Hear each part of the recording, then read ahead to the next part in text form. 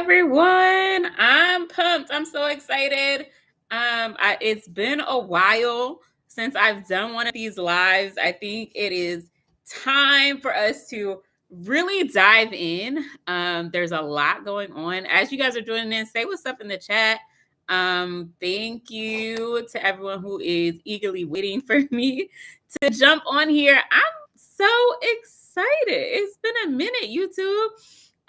So we're gonna go through a lot today. There's a lot that I have not been able to chit chat on, or really, I've been kind of on maternity leave. Let's be honest, right?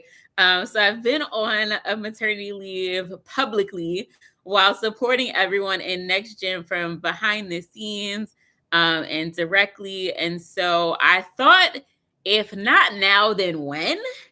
To talk about all the things that are happening in Baltimore, right? There's been a lot of headlines I kind of let slide. There's a lot of other posts and videos and things that I let slide that maybe did not have the right information, or were getting people all pumped up about stuff that wasn't making any sense. And I let it go.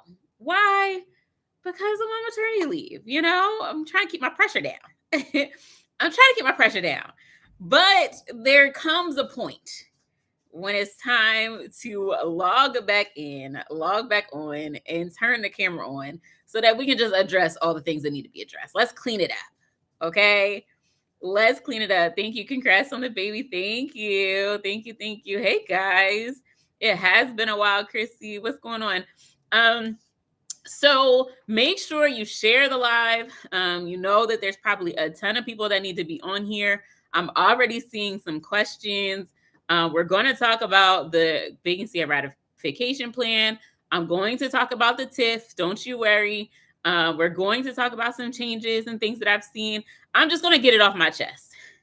Today. I'm going to share some information, and we will do a Q&A as well. So thank you. And I also want to shout out real quick. My grandfather, my pop-up, loves to watch our YouTube. And so he's like, I haven't seen you in a while. So make sure in the chat, y'all thank my pop-up for telling me that I need to go back live. I need to go back and start adding some videos to YouTube because he likes watching our YouTube on TV. So, hey, y'all. So, yes, we are going to talk about the TIFF. I will say, right, there are webinars that DHCD is doing for the TIFF. So that is a great place to go. But yes, I will talk about that. I did a complete deep dive for our community, for our NEXTGen Accelerator on Sunday before any of the DHCD webinars came out. But I will hit some high level questions for you guys that are not in NEXTGen. And if you wanted the detailed stuff, you should have got down with the 18. Okay. All of my NEXTGen people in the chat say, what's up? All right. So, but yes, we will go through that. So those of you who do not know, I'm Kiara. Myself and my husband Khalil make up Charm City Buyers. We are developers and investors here in Baltimore, have been doing so for what's going on now 13 years. So we went from buying vacant properties and doing rentals and building a rental portfolio, to doing flips, to doing blocks. And now we're doing more new construction and commercial development. And so I always like to remind people that I talk about this stuff because I do it. I've been doing it. I know the players associated. And that's why it's important to me. That's why I know it's important to give good information as well, because the projects that we do, there's a lot of property and opportunity around them.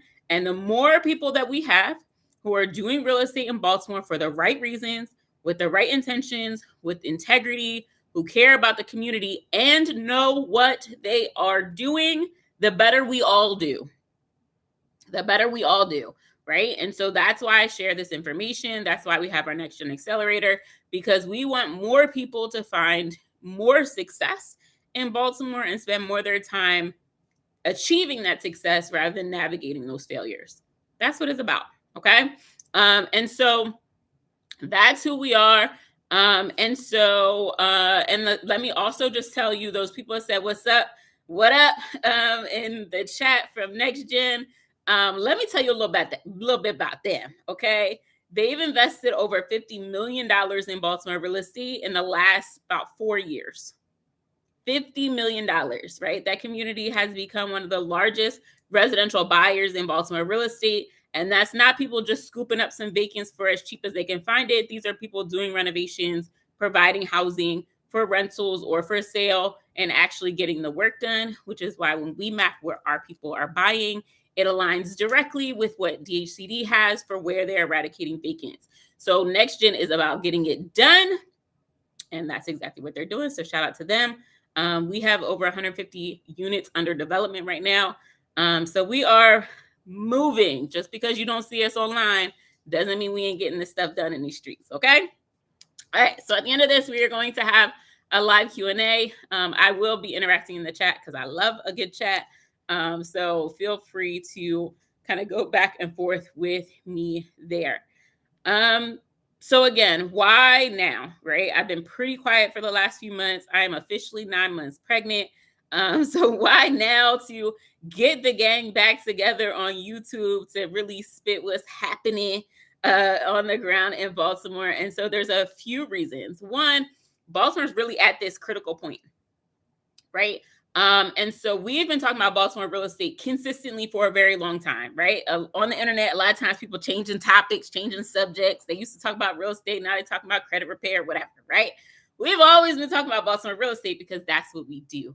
And so in the last probably year or two, there's been more and more intentional, action-oriented focus on eradicating vacants. It's always been a conversation, but it is a focus right now. And that focus, I think a lot has to do with not only our mayor, Mayor Brandon Scott and his administration, but also some key folks in DHCD to really help pull and get those things together. And of course, we have the alignment. If you've been watching our YouTube for a long time, we've been talking about this for a while, the alignment between the state of Maryland and Baltimore City, and that creating just such amazing momentum for where Baltimore is at and where we're headed, right? And so right now it's critical. It's a critical point. There's a lot of money hitting the streets, right? So a lot of funding, a lot of money and grants and programs focused on how do we get these vacant houses and turn them into homes. And so that includes things like the citywide TIFF program that we'll talk about. That includes a $3 billion vacancy eradication plan that I first talked about on YouTube probably almost 2 years ago to tell you guys what was coming. And that state level focus where I think actually there were some announcements this week by the state of Maryland to talk about affordable housing, the housing stock, capacity, and all those types of things here on the ground, not only in Baltimore, but the state at large, right? And so all of these things really impact how and where you invest. And so one thing that we talk about a lot in NextGen is to really focus on not only what your goals and what you're trying to do and accomplish is, because that's number one, because everybody can't do what everybody else does, right? What's great for me may not be great for you. And so that's why it's really, really important to be very clear on why you want to invest in real estate, how you want that process to go, all of those things, and try to back into what's going to be the best strategy for you when it comes to actually getting started. But you also really need to understand these policy things that are happening to help direct where you go, where you're buying, and how you make decisions. Because remember, you make your money when in real estate. Drop in the chat. When do you make your money in real estate? Drop it in the chat. When do you make your money in real estate? Come on. At the table, right? When you buy, right? That's when you make your money in real estate. So here's the thing. In Baltimore, in a city that's block to block, when you buy, that also includes where you buy, right? And knowing how to position yourself for the maximum amount of success based on not only buying the right property for where you are in your own process and what you're trying to do and accomplish and what you have capacity for, but also where you're going to really set up not only yourself from grants and development focus, or your buyers for grants on their end to help them buy the house, right? There's a lot of things that you should take into consideration when you're trying to figure it out, which is why when people say, well, what zip code should I buy in? I'm like, bro, you missed it, right? Like that's not the conversation at all. It's about where is the right spot based on what it is that I'm looking to do and accomplish, and what the city is looking to do and accomplish, and what the community and the neighborhood is looking to do and accomplish. All right. So that's why now. So let's get it off the chest. A lot of y'all want to talk about this TIFF program. True or false? Very much true. Very much true. Y'all blowing me up over this TIFF program. So we're going to talk about it a bit. I will say, because I don't want nobody mad at me, that DHCD does have their own webinars. They go through the NOFA. They talk about all of the aspects of the TIFF. And those replays are on DHCD's website. Cool? Is that a good disclaimer before I go through this? You can go through it there, but I'm gonna give you my spin on it, okay? So remember, and if you don't remember, go back and watch the video on our YouTube when I talk about this vacancy or ratification plan and explain and describe what a TIFF is and what it's all about, right? So a TIFF is tax increment financing, TIF. A TIF means tax increment financing. So the bare basics of what that means is that what the city is going to do is sell bonds to whomever, right? They're going to go on Wall Street and they're going to sell bonds.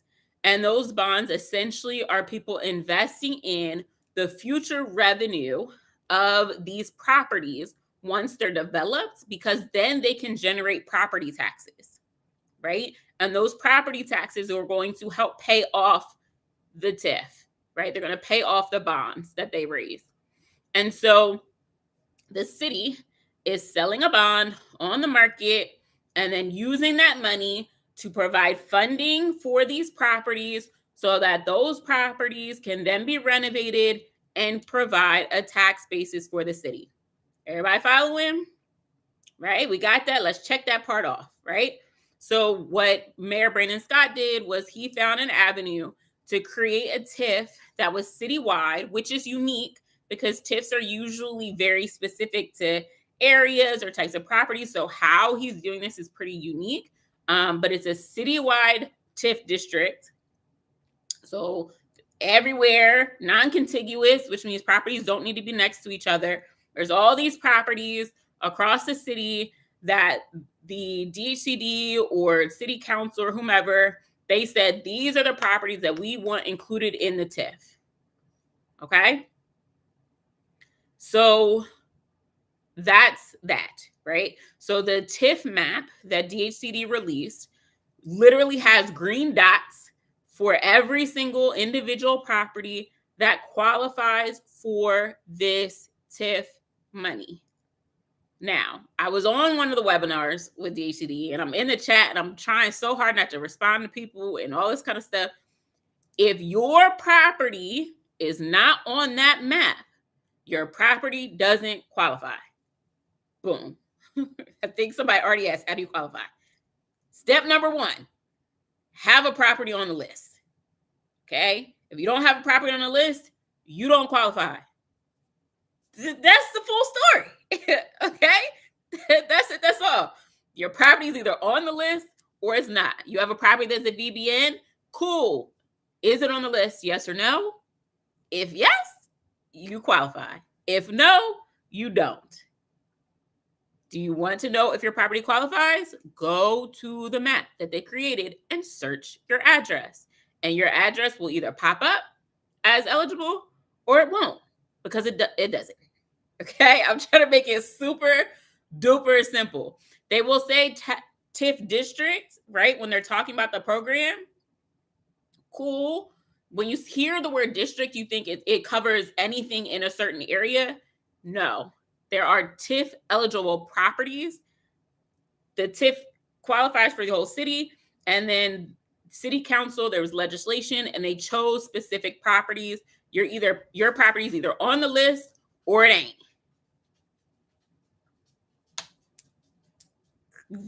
Like that's the whole story. Okay. It either qualifies or it don't. All right. So they want properties that are on the list to be redeveloped, right? So that means that they had a VBN, they had a vacant building notice. They want it to have a use and occupancy certificate. Keys to Life Consultant said, thanks for the clarification. I thought it was for vacants that are for sale. Exactly, right? There's a lot of misconceptions. So again, I'm just trying to make it simple. I'm just trying to make it simple, right? So they want to take these properties that are on the list, and they want them redeveloped, which means they go from having a VBN to having a use and occupancy certificate, which is what you get when you're done all your inspections, all your permits. You get a use and occupancy certificate, which means that you no longer have a vacant building notice. Cool, right? Cool.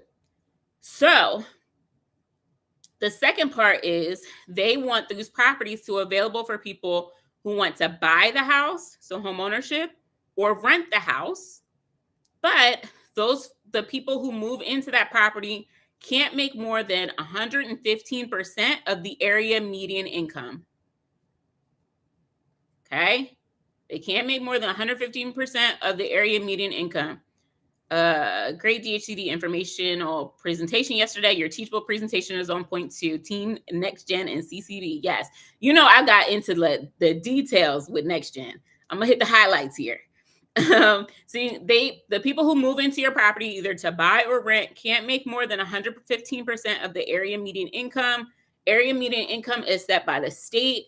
It's a new number that comes out every year. It's based on how much people make not in Baltimore City, but this kind of area that the state has designated that includes Baltimore City. And so for an example, if there's a family of 4 buying the house or renting the house, they can't make more than $149,000. Okay. So they want to make sure that these houses are being renovated. The VBN is going away, right? You're getting a use and occupancy certificate. You're doing a rehab. And the people that move into it are not above a certain threshold when it comes to income for affordability reasons. All right. Bet. Okay. That's the program. So they expect to be able to raise between $15 to $18 million with selling this bond. And they have specifically set aside $3 million for legacy residents who want to invest, who have a vacant property, a property with a VBN that they want to renovate. Sorry, let me be specific. Legacy residents who have a property that is eligible and is on the TIFF list and want to do a renovation to it, there's $3 million reserved for them, for current residents, so legacy residents, current residents, and small and emerging developers who are working on privately owned properties. What does that mean? That means small, you have a few houses, 1, 2 houses, whatever, right? And you bought that house. You did not get that house from the city. That's what privately owned properties are talking about, right? These are properties that you own yourself already, or properties that you are getting from somebody else, not the city. Okay? Bet. Let's see. With the higher cost to get projects done, would it be hard to make a profit or cash flow? Ooh, let's leave that for the Q&A. I got you at the end. All right, so application timeline, right? So that's the program. Okay? Quick review. Your property's on the list or it ain't. Okay? Your property's on the list or it ain't. You can keep it as a rental or you can sell it to a home buyer, but they can only make a certain amount. There is an affordability requirement. Okay. And they expect to be able to raise and therefore award between $15 to $18 million. Boom. So applications open September 19th. They close October 3rd. So I saw a lot of questions during the DHCD website or DHCD presentation. Like, well, how do I find properties? Well, if you don't know how to find and again, I'm 9 months pregnant. I don't know if y'all talk to someone who's 9 months pregnant, but the patience level don't always be super high. So I'm trying to keep it cute. But if you don't know how to get properties, right, you're probably not going to buy a property and complete the application and have it in by October 3rd. I'm just being honest. Okay. This first round is set up for people who are ready to go. You already have the property, either you own it or you have it under contract now, because the application comes out September 19th and you got about 2 weeks to turn that baby around. Understood? Okay. And not only that, they plan on telling everyone who won the award by early November, like mid-November, which is also a very quick turnaround. Okay. Like these dates are back to back to back for this type of thing. And they expect to be able to have agreement signed and all that kind of stuff in December. Very quick turnaround. The expectation is that all these properties will be completely renovated within 12 months. Okay. Is there a timeline for income restrictions? In order to get your final draw for the award, you have to provide the income information for your tenant or for your buyer. So that is the restriction. You got to prove that the person that bought or rented your property fits within the 115% AMI maximum. Okay. Cool. Now, what do the grants funds cover? First thing I want you guys to understand is that this is a reimbursement program.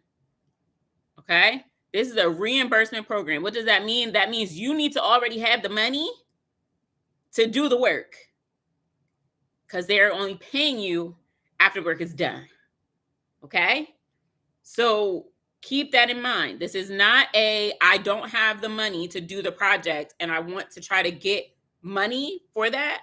That's not this program. This is reimbursement. You already have your own money. You already have a lender. You've already funded the project in its entirety.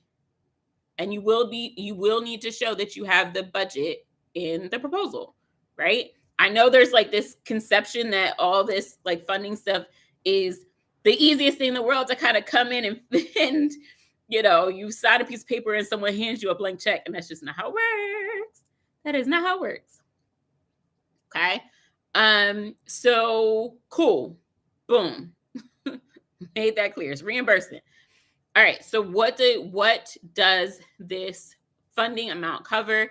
Covers your hard construction costs. So your hard construction cost is, I always think of it or explain it as like, this is your actual work, like you're swinging hammers, right? So this is going to cover demo or excavation or grading or your foundation, your concrete work, your framing, your roofing, your electrical, your plumbing, your HVAC, right? It's going to cover your hard construction costs, which you have a contractor to do. It covers those types of costs. It does not cover acquisition of a property. It only covers hard costs. Okay. All right. Boom. Also, quick plug. This is actually a quick announcement. I actually created an ebook on construction and on it's called The Investor's Guide to Contractors in Construction. It's a 100-page ebook to really outline the whole soup to nuts process or things that you need to be thinking about when it comes to the construction process. Definitely check that out. There's a link in the bio of this video so that you can tap in and get that book. It's literally 100 pages. If y'all know my style, we like to get into a lot of detail. So I think it'll be super helpful for those of you who are learning and trying to navigate how to get some of these construction things done and kind of share the process and how you really navigate through. Okay. So there is a link in the description of this video for the Investor's Guide to Contractors and Construction. And that is my new ebook, 100-page ebook. Okay. Cool. And ground ups, new construction are not included. If it's not on the TIFF map with a green dot, if the address is not on the TIFF map with a green dot, it is not eligible. Correct. Okay. That's the TIFF. Okay. That's the TIF. It is part of the larger $3 billion vacancy eradication plan. That is the city's way of putting their funding, additional funding into that $3 billion plan. There are about, I think, 43 or 4,500 properties that are on that TIF map. Real quick, another pop quiz. Of all the vacant properties in Baltimore, how many of those properties, or what percent of those properties, does Baltimore City actually own and control? Quick pop quiz. Of all of, hey Erica, of all of the vacant properties in the city of Baltimore, how many or what percentage does Baltimore City own? The TIF map is on DHCD's website. If you literally Google Baltimore City TIF map, it should pop up. Okay, someone said 500 to 600, like 12%, 3%, 900. So, yep, out of like 12,000. So there is probably, so typically it was around 7%. I would expect the city probably owns and controls maybe around 500 to 600 properties. Now they're trying to get more control of that. There's a bunch of different avenues that they're doing, that they're leveraging to get control of more properties. But the truth of the matter is they don't own all the vacants, right? If your goal is to do real estate in Baltimore, you should understand how to work with the city, right? You should understand their process. You have to understand how things work behind the scenes when it comes to Baltimore City, but you need to know how to get properties privately. You have to. A vast majority of properties, vacant properties, are owned by LLCs or individuals. If you don't know how to contact them, how to negotiate, how to get those properties under contract, you're limiting yourself when it comes to opportunity, right? And so you really want to be thoughtful about that. Okay. Perfect. Also, just another quick tip for NEXTGen. I know a lot of you guys have already seen and watched the deep dive we did on the TIFF program. We've all been talking about it and all that good stuff. We've been preparing for it for a bit. We also have a special opportunity for you all in NEXTGen. If you have a property that's eligible for the TIFF, we are willing to work with you to apply and go after those funding sources. So you have to be active in NEXTGen, but we will be working with you all, those of you who have eligible properties, to get those applications in, and we can partner through our nonprofit if you would like. You can also go on it on your own. Otherwise, we got you. Okay. Is the TIF reimbursement money guaranteed? If you are selected after you apply and do your proposal, you're selected, then there is a grant award, and you do some paperwork with the city. And from there, essentially, yes, right? They're going to be able to approve you for a certain amount. And then you would be able to get that reimbursement once you have spent the funds, and when the city has those funds available. Okay. Cool. Also, Erica reminded me, y'all know I'm not a YouTube girly, so the super chats and all that stuff, really great way to make sure your questions are highlighted in the chat. All right. Anything else on the TIFs before we move on? Because I don't, again, how many rounds will there be? I don't know for sure, but I know there'll be more. I don't know exactly how many rounds there'll be for the TIF money, but I know there will be more. Hint, though, I would still pay attention to that map, okay? Because those are TIF properties. So if you don't have a property now, maybe you're working on something so that you can have a property for when the next round opens up. When that'll be, I don't know. Also, I do not advocate sitting on vacants. When you buy the vacant, get it done. Okay. The one thing about this program, though, is you it only reimburses for your construction costs, your hard construction costs that you have after either your application or when you sign your grant award.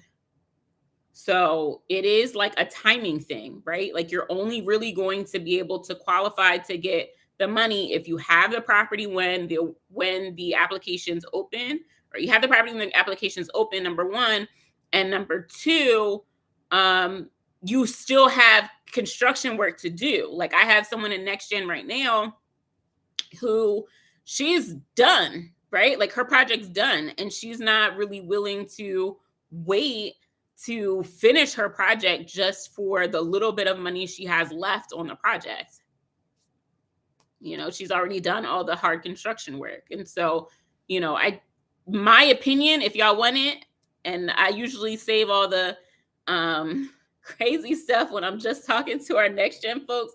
But honestly, my opinion, the map, I thought they missed a lot of properties that should have qualified that don't. I saw a lot of people, especially people in NEXTGen, who own properties on blocks with other TIFF houses, and according to how they chose houses, like they should have been eligible. They had a VBN, or, you know, there's all of these different qualifications that help them select properties. So there's not a lot of properties. There are a lot of properties that are not on the list that I think should be. Currently, they don't really have a process to appeal, which was a question that I asked DHC directly. And so that kind of stinks. And with the quick turnaround of the properties, like it's kind of tough, right? I think I am interested to see how successful this first round is with applications and applicants, and the quality of the applications that come in. I'm a little bit disappointed, honestly, because I think that there's a lot of people that could benefit from something like this that for whatever reason are falling through the cracks here. So that's my opinion. No shade, no tea to nobody, because y'all know I know all of the players, right? And the people that came up with it, love them, right? That's just my opinion. I think there's a good number of properties that were missed. And the quick turnaround is tough. And so I'm trying to help. I try and do my part so that the people that want to be prepared can at least be prepared for next time, which is probably why all y'all that have been following us for a long time should have been rocking with us and joining NEXTGen and all that kind of stuff. So you're actually prepared for these types of things. But what do I know? All right. That's the TIFF. Cool. Any other TIFF questions? I will jump in at the end. So the other thing that I wanted to cover really quickly. So because of all the moving and shaking that's happening in Baltimore real estate, there's also been a lot of moving and shaking behind closed doors. Not even closed doors, right?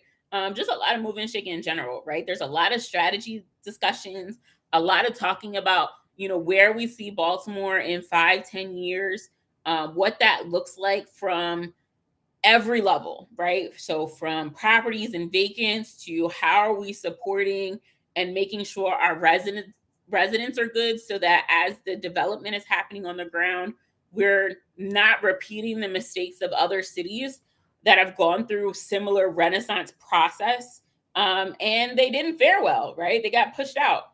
We don't want to do that. We're not trying to do that. So what do we need to do to combat that? How do we raise our population in Baltimore? All the different ways. So there's all these big kind of strategy conversations, right?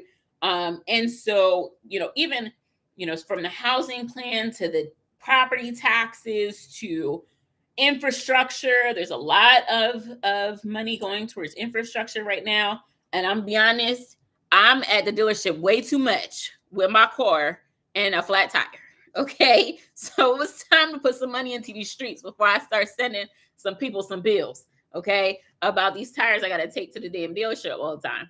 And so there's a lot of conversation about all of the things, right? How do we uplift Baltimore as a whole? And so with that comes a lot of times a lot of shifts and changes, right? And some of those shifts and changes include staffing, right? So there was an announcement. You guys should remember or should know. I know NEXTGen, y'all know, back in February, the new permitting system was released in Baltimore. So they're really looking to, and let's kind of back up. Let's talk about the permitting system real quick. So they released this new permitting system. And the permitting system, first and foremost, I'll say the people that had the most issues with permits and inspections are the people that didn't know what they was doing. I'm be honest. When you're doing just residential real estate, permitting inspections was not that bad. It wouldn't take long unless somebody was sick. Yes, they could have hired more inspectors for sure. But for the most part, you were able to get your stuff done in the permit office over the years. But the permitting system, what that did that I think is more important was it helped the left hand talk to the right when it came to permits. So the same people that were using the permit system for inspections and to approve your permits were also, the people that were doing VBNs and environmental citations and things like that. They could see the permitting system too. Like people were starting to use one system. And so that was going to create some consistency across DHCD and all their departments when it comes to what's happening with each individual house. There's a lot of value to that, right? So like the people that are doing rehabs and then you're getting something in the mail because your property is vacant, you're like, yeah, but I'm doing a rehab, so don't give me a citation now. And they're like, are you? Right? And you're going back and forth. This system made it possible so everyone who needs to see what's going on can. There's value to that, right? What's the challenge? The challenge is it's a new system. It's a new system, new to us as investors and developers and all the state architects, all the stakeholders that needed to use the permitting system. And it was new to everyone in DHCD. It was a learning curve. Okay. Did that curve kind of, you know what I mean? The curve took some time. It took some time, right? For us, we had the privilege of knowing it was coming. I was part of a group of investors and developers that had a sneak peek of the permitting system where we provided some feedback. And so we had a sneak peek, which means NEXTGen had a sneak peek, which I think was helpful. And we were able to really help folks, ourselves and in NEXTGen, to navigate some of the issues that came up with the permitting system. But that was a blunder this year. That's just what it is. It's part of change, but it was a challenge. And a lot of people were up in arms about it, not only because of the impacts on their projects, because time is money, right? And anybody asked for all that. And two, because there's all of this focus on developing properties, renovating properties, getting all this stuff done, all this money, blah, blah, blah, blah, blah, blah, blah, that things are shifting, right? And so one, we have a new role in the city of Baltimore called the Permit Czar, which I kind of want to text him like, did you come up with that name? But Deputy Mayor or former Deputy Mayor Justin Williams is now Permit Czar. And so part of that role, I believe, is going to really be systematizing and operationalizing the permitting, inspection, and a lot of the pieces that go into development, not only when you're investing in an individual house, but when you're doing like new construction, larger development projects, how all those things flow and fit. You all know we have our new construction project that we have broken ground on, and not just in a ceremony, but if you drive past Eager Landing, you can see the action. You can see the new everything, things starting to go on the ground. We've already paved new roads and all that kind of stuff, from connecting water lines in the street. And so that's really, really exciting. So I know a lot of you have come and seen that with us if you join us on our bus tour. So if you are in East Baltimore or around Johns Hopkins Hospital, EBDI, that whole area, definitely swing past Biddle and Rutland and Wolf. So you can check out some of the progress over there. I want to know who came up with the name too. Yeah, like Permit Czar is crazy. And so there's that. The other announcement with staffing has been that Commissioner Alice Kennedy has resigned as housing commissioner. in Baltimore. And so since we've started in real estate, we've had a few commissioners. We had Braverman before Commissioner Kennedy, and I will say, as someone who um, is, I was upset by that announcement, to be completely honest. I don't know, I know that she's moving into other roles within the city. I'm not sure where. Um, but I know she's moving to another role, and I know she'll do great there. But honestly, I was upset. She's absolutely a friend of Charm City and NextGen for sure. And the reason for that, honestly, is because she is intentional about being aligned with the people doing the work, and she is willing to roll up her sleeves and really get into the nitty gritty and spend the time, right? Even the chats that she has publicly often, I think, really speaks to her accessibility. And she yeah, I was not happy about that, honestly. And I know that I trust a lot of the leadership that um is in the city right now, right? We have a great relationships with a lot of people, but I really like Alice Kennedy. And so I'm sad about that. I'm excited for her, whatever she does next.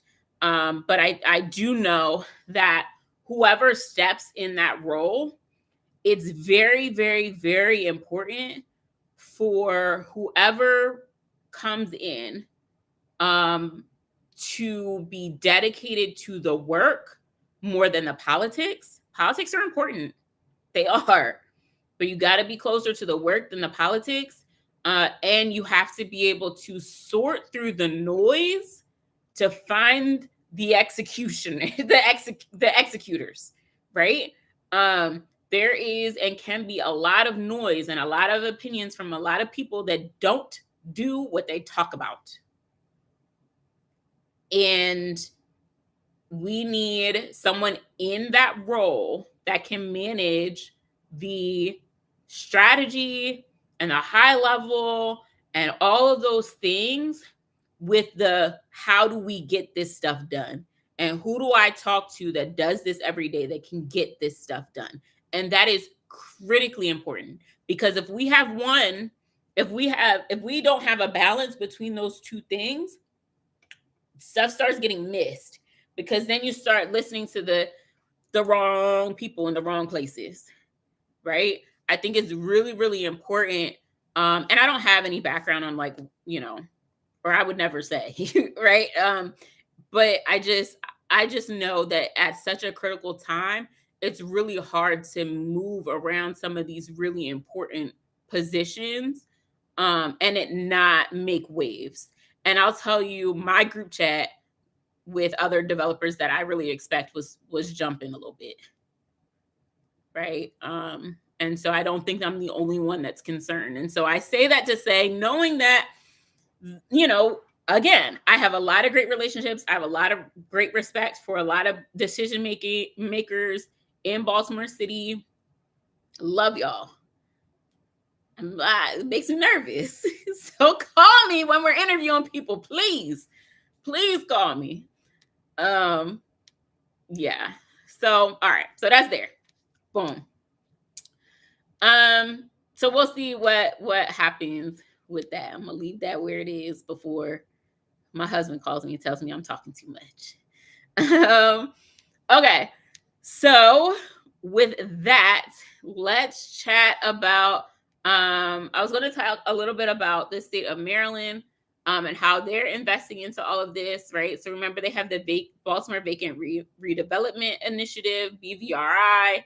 They released a bunch of funds a couple months ago. That also determines different neighborhoods that are prioritized. So again, at the beginning, we were talking about how do you decide where to invest. You need to tap into a lot of these different programs to figure out where they're prioritizing things and see if you can layer the maps together to help with your targets. So definitely make sure you're paying attention to all of that. You also want to, if you don't know already, and I know we talk about it a lot in NEXTGen, and I know I keep talking about NEXTGen, but that's where when I'm not on, you know what I mean? I've been on maternity leave for a while, so I haven't done some of these talks, but we're talking about it behind closed doors often. But the affordability component is going to be there for all these type of different funding sources. So if you're getting money from the city and the state, there's going to likely be some level of affordability requirement. So you need to start to learn and understand what that means, what that AMI is, and what it's all about. Okay, cool. Y'all still rocking with me in the chat? Y'all got me out of breath. Y'all still there? Y'all following? Y'all locked in? All right, good. Good, because I need a water break. So I don't want to do too much of a repeat of the $3 billion vacancy eradication plan. Definitely go back and watch the video I did on it a year ago to try to get people ready. But the TIFF funds and a lot of the state funds, the BVRI, all of that stuff routes into this $3 billion plan to get rid of all the vacants, right? And so again, a lot of that funding is going to go towards demo and rehab of vacant houses. VBNs are going to be a big focus, obviously. And making these properties productive again, right? I think part of it too, which you'll also hear, and I know we've been talking about a lot. So I'm on a working group for the mayor's office focused on property taxes. And so we are looking at property taxes. We're looking at tax credits and different programs that are out there. And so again, what everybody, all these different areas, all these different work groups, all these different departments are focusing on is how do we do now what needs to be done to create the Baltimore of 2035, right? And so part of that is how do we bring more people in? How are we, if we're going to invest in folks renovating these houses and making them available to purchase or renovate, then we also need to make sure there's somebody there to buy it on the other end. And what is it that we need to do as the city of Baltimore to do that? Right? I almost said something about trying to decide how crazy I'm gonna go. So, lately there's been some conversation about crime, right? So we're talking about bringing people to Baltimore, right? We have to also think about what may be holding people back from Baltimore. And what holds people back from Baltimore is this antiquated alignment with Baltimore City with this little show called The Wire. You may have heard of it, right? And what that does is it makes people ignore the data and label an entire city of 278 neighborhoods as The Wire. And that's when you get things like conversations about sending the National Guard into Baltimore City because it is so out of control. Okay. Has anybody heard anything about that? Maybe in the last couple weeks or so? Probably, right? So, and I'm going to try to keep this in the context of investing in real estate. Okay. So, one, I think what Mayor Scott's been doing a really good job of, I think he's been doing a great job, honestly, in the last couple months with branding and how he's branding not only himself, or really how he's branding himself, but really sharing kind of some of the transformations that he's bringing into Baltimore, right? So it's like this two-handed thing, which is dope, right? Awesome. Part of that is the data, the numbers, when it talks about the crime in Baltimore, specifically violent crime, homicides, the rates, all those types of things, and how we are at a like 50-year low when it comes to the crime rate in Baltimore City, right? And so when we have the data that says this, and then we have the federal government talking about deploying the National Guard, which I don't know if people saw the neighborhoods that they were going to send it to, but that was kind of interesting as well. And, you know, real estate. We're going to talk about real estate. So on one side, when we talk about how the property, how we talk about the crime rate decreasing, that's a positive thing, right? Because it shows, it kind of opens the door and gets more people hopefully thinking about being more comfortable about ignoring what they're hearing and coming to Baltimore and finding out. Because when you come to Baltimore, right, you're able to enjoy the food, go to a festival, go to the market, right? Do all of those cool things to get the vibe, right? To catch the culture of Baltimore City, which is always the best way to build your own opinion. The worst way is to scroll the comments on Facebook of a local newspaper, right? And so having the National Guard, and I shared this with NEXTGen when this conversation first came up. Send the National Guard to Baltimore can go really one of two ways, right? One is you send the National Guard to Baltimore, we rerun numbers, and we're at the lowest rate it's been in 50 years, which we already knew we already were. And then we're able to take some of the progress, a lot of progress that has been underway because of a lot of different people in Baltimore, and give the credit to someone else, right? Cool. Does it matter who gets the credit? To me, not necessarily. Okay. I'd rather it go to the people that earned it. But for me, it's not about credit, it's about progress. So, okay, if we're able to rebrand Baltimore City in a way that is positive for people to give Baltimore a second and third look, everybody can win, right? The other side of that is, and I don't know if this was a joke or not, but the other side of this is you send the National Guard to Baltimore, and because it is high-key disrespectful, that people turn up as a result, right?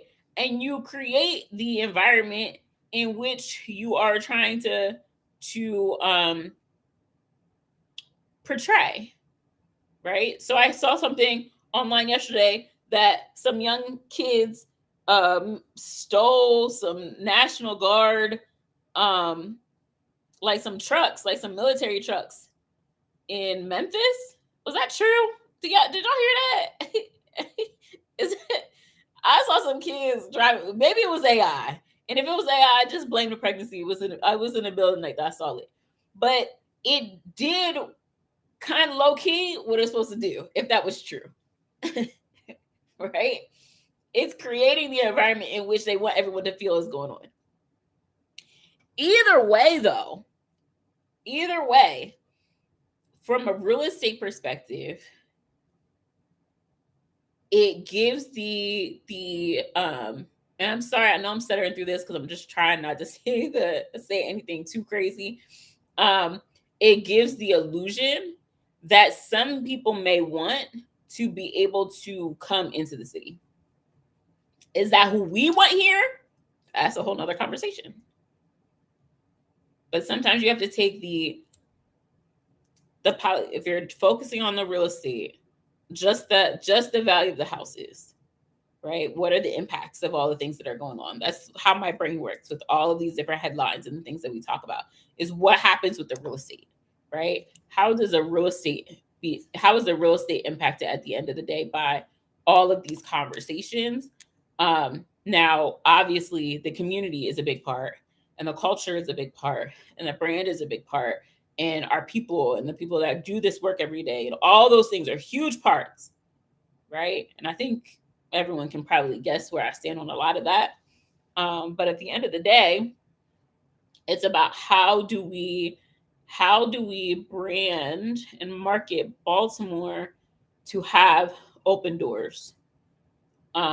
And I don't think the National Guard has anything to do with that, which is why I'm glad that we have the right leaders in place. And I also know Maryland and DC are very close together. We have to figure something out because we can't fight for the next 4 years. And never mind. I'll leave the rest of that. I'll leave the rest of that that soapbox for NEXTGen. Okay.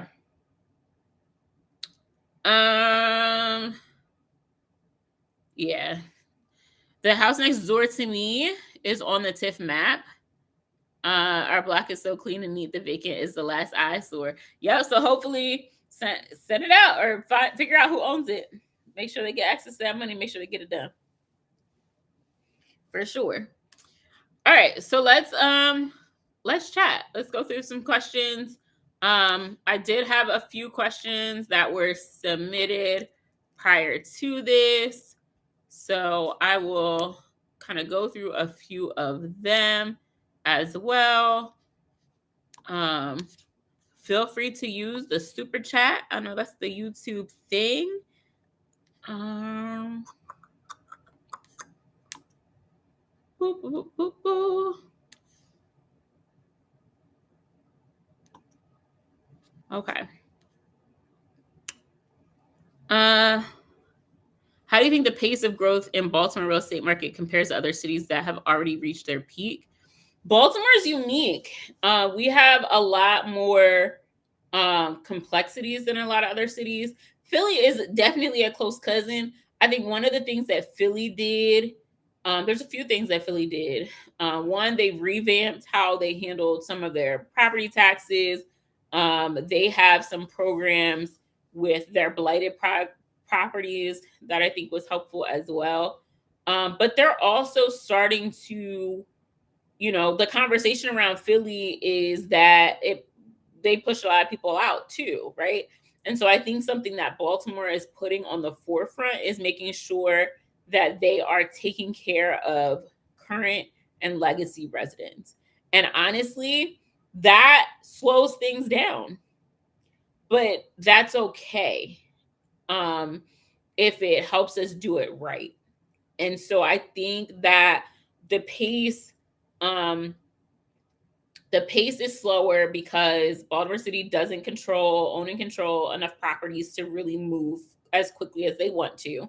Just like a vast majority of those TIFF properties are going to be individually and LLC owned, not Baltimore City owned. And so that's a big factor. And then outside of that, right, I think that there is, the challenges of construction costs, of, the construction process, navigating it, getting funding, all of those things that we really dive into a lot within our communities. The construction side of it, quick plug again, there's a investor's guide to contractors and construction link in the description of this video, so you can get the 100-page ebook to help with that side. But to be honest, without a lot of that guidance, a lot of times people tend to have a lot of issues when it comes to not only, you can buy a house, but actually getting it done is a whole nother process a lot of times in Baltimore. And so until we close that education gap, I think we're going to have a challenge. A lot of these properties have been vacant for 30, 40 years. It's a whole nother ballgame when it comes to rehab. You can't hire data in them to do that. You know what I mean? And so you have to definitely make sure that that impacts the pace, is what I'm saying. So this influx of cash, this $3 billion ratification plan, and this, 15 and $18 million coming from this TIFF, and the $50 million from the state of Maryland annually, all of that stuff is going to light a fire under that pace. But there's still gaps, right? There's still the gap of the only people that are really going to be eligible for this round of funding are people that already own properties. If they already own properties that are in that zone, that map, and they're not done it, or they're not actively doing the construction, they may or may not actually have the funding to do it, right? They would have been doing the construction, right? And this is a reimbursement program. So now they need to get funding for a property that maybe they've had for a while. And so there's like these pieces to the puzzle that aren't always fitting together well. So I'm just interested to see how some of this stuff goes, to be honest. Let's go back. Some of these other questions. Yep. If you don't have a property that has a green dot for that TIFF program on that TIFF map, you are not going to qualify. Point blank in the period. With the higher cost to get projects done, would it be hard to make a profit or cash flow? In general, you just have to buy well. So if you're buying properties well, there are definitely properties where you can still make cash profit and cash flow for sure.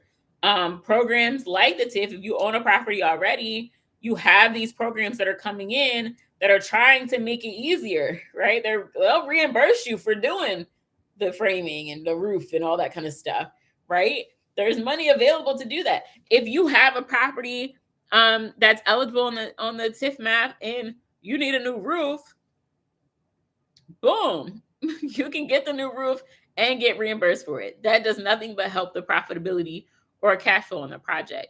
But you just have to know how to buy. You have to know where to buy, and you have to be positioning yourself to take advantage of what's available.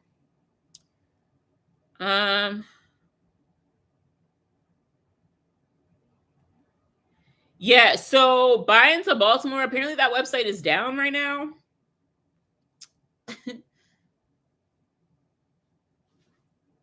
So apparently that price is down right now, which it doesn't even matter though, because if you don't already own a property, you're not going to make it for this round of TIF funding anyway.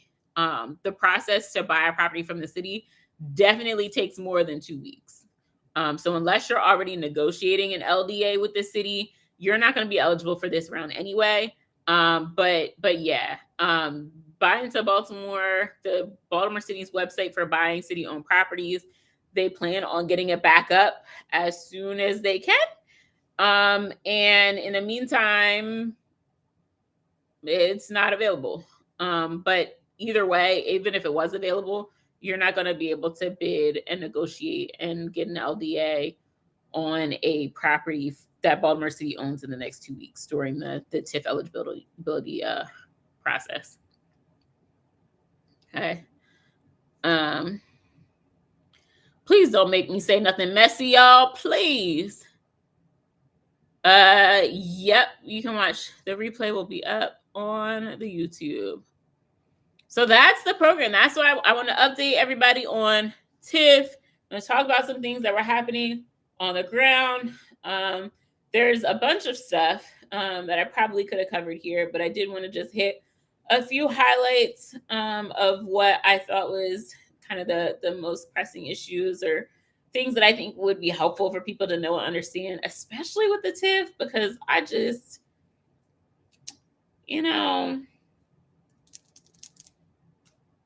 I just figured I could simplify things in a way that others can't. I have the gift of gab. Are we able to close in the next 2 weeks? Would that work? If you have a property under contract, you can qualify and apply for the TIFF with properties that you already own or you have under contract. You have site control is what they call it. That, yes, absolutely. So you don't even have to close in the next 2 weeks, but you need to, in your contract for that property, have a clear closing date. Okay. So an LOI may or may not be enough, or an MOU may or may not be enough. An LOI is a letter of intent. An MOU is a memorandum of understanding. If there's not a clear closing date, I don't know that they're going to accept it. But if you have a contract on a property that is, green on that TIFF map, then you should be good. You have to own it already or be under contract. Okay. Any last minute questions? All hearts and minds are clear. Make sure you check out the new investor's guide to contractors and construction. The link is in the description of this video. Also, if you have been pump faking on joining NextGen, please quit playing. That link is also in the description of this video. And for those of you who are just getting started and just looking to learn a little bit more, there's also a link for you to take a free class to just get the lay of the land for Baltimore City, Baltimore real estate, and the 5 things that I think you should know about investing in real estate in Baltimore. So make sure you check out the other videos on this channel. There are a lot of them. And hopefully it gives you a good basis of understanding so that even if you don't work with me and my husband directly in our team, although you probably should, you can at least have some level of foundation to build from and take action with on your own. Okay.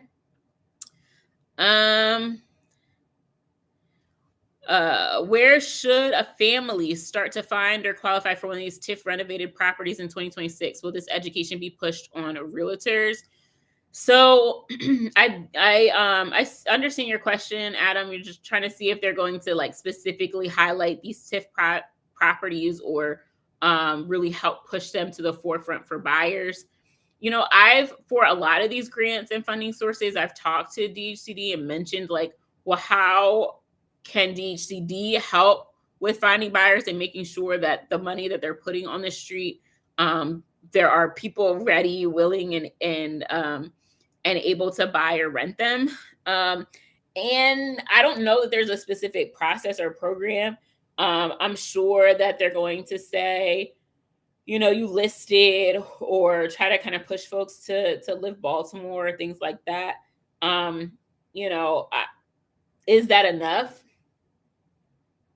I don't know. Like, I would love to see or hear of the city, which I know they're actually doing. So I guess it's kind of a shameless plug a little bit for some of the plans that they're working on.